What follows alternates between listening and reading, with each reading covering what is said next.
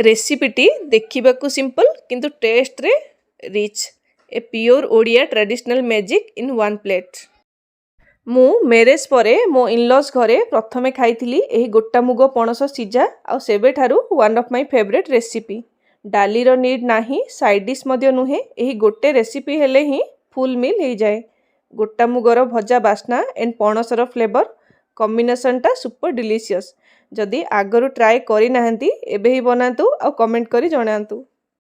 गोटा मुग पणस सीझा प्रिपेयर करिबा पई फर्स्ट 1 कप मुग को पैन रे देई मीडियम फ्लेम रे भाजी नउची। स्लाइटली कलर चेंज होई आसीबो आ भलो एरोमा मध्य रिलीज हेबो। एई स्टेज रे टिके केयरफुल रहिबा को पड़े काहेकि ना अधिक जळी गले टेस्ट भलो आसेनी। नेक्स्ट मुग को 2 to 3 टाइम्स पानी ऐड करी वॉश एंड क्लीन करी नउची।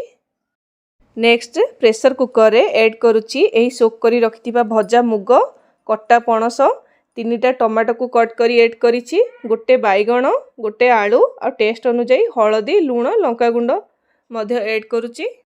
एही पणस फ्रेश नाही, 3-4 डेज हैला फ्रिज रे थिला, सेति पई कलर चेंज हे जाईछि किंतु टेस्ट भलो ही आसीबो। लास्ट रे गोटे आंबुलो ऐड करुची। एबे लीड क्लोज करी 4 to 5 टा हुइसिल पई वेट करुची। सेही टाइम रे तड़कार प्रिपरेशन मु करी की रखिची। एही गोटा मुग पणस सीझारे कोनोसी मसलार यूज हुए नाही, सो दैट यार तड़काटा ही मोस्ट इम्पोर्टेंट पार्ट। नो मसाला, तड़कार मैजिक ओनली। पणसर क्वालिटी चेक करी सीटी देबे, कम भी होई पारे अधिक भी होई पारे। कुकर ओपन करी चेक कला परे परफेक्टली सब किछि कुक हेछि।